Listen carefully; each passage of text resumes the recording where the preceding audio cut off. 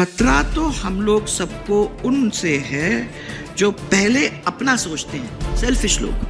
कई लोग ऐसे भी हैं जो दल बदल लेते हैं परंतु दिल नहीं बदलते। यहाँ जीत के गए, उधर गए, फिर उधर से नीच के गए, फिर उधर गए, उधर जीत के गए, फिर वापस पार्टी में आके फिर जीत के गए। राजस्थान में भारतीय जनता पार्टी के स्थापना दिवस को लेकर कई सियासी जवानी जंग शुरू हो चुकी है।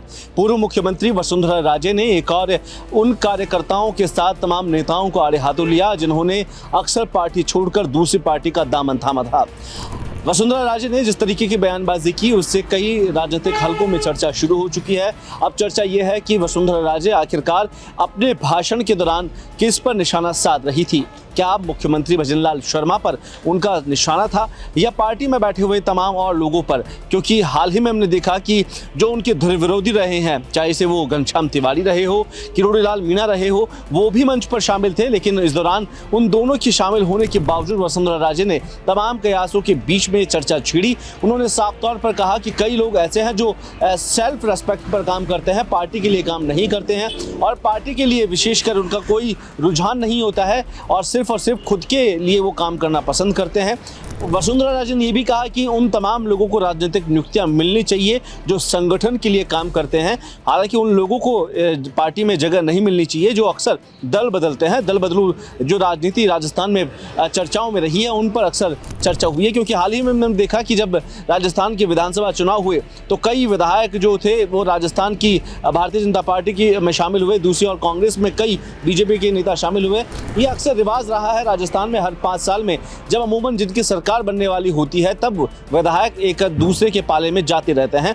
वसुंधरा राजे का निशाना आखिरकार किन पे था ये जरूर एक संशय बना हुआ है। लेकिन पार्टी में जब 3 साल भजनलाल सरकार के हो चुके हैं, इस बीच लगातार मंच से उनका इस तरीके का संबोधन वो कई सियासी मायनों में कई चर्चाएं जरूर छेड़ देता है, चाहे से पार्टी के अंदर भीतर चल रही अंदर कलह को लेकर हो या फिर राजस्थान में अनबन वाली स्थिति बीजेपी के अंदर हो।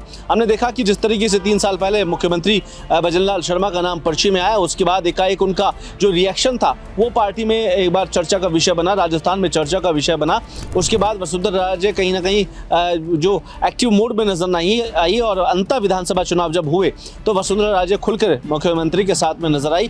तो ये अक्सर ये जो तस्वीरें हमने देखते आए हैं कि पूर्व मुख्यमंत्री वसुंधरा राजे और भजनलाल शर्मा के बीच के जो बातचीत का जो तजुर्बा है और उनके बीच की बातचीत की शैली है वो काफ़ी अलग नज़र आती है। और ख़ास तौर पर जब पार्टी के अंदर की बात हो, संगठन की बात हो या फिर आलाकमान की बात हो, वसुंधरा राजे प्रखर तौर पर अपनी बात रखना पसंद करती है। यही वजह है कि उन्होंने जो दल बदलने वाले नेता थे उन पर तंज कसते हुए राजस्थान में इस बात को पुख्ता किया है कि पार्टी लाइन से रहकर काम करे, चाहे से वो मुख्यमंत्री हो या पूर्व मुख्यमंत्री हो। वसुंधरा राजे के बीच में एक चर्चा और छिड़ी जहां पर कमरा नंबर 5 को लेकर, जहां पर उनका एक स्थान हुआ करता था, अब उसकी जगह मुख्यमंत्री भजनलाल शर्मा बैठा करेंगे।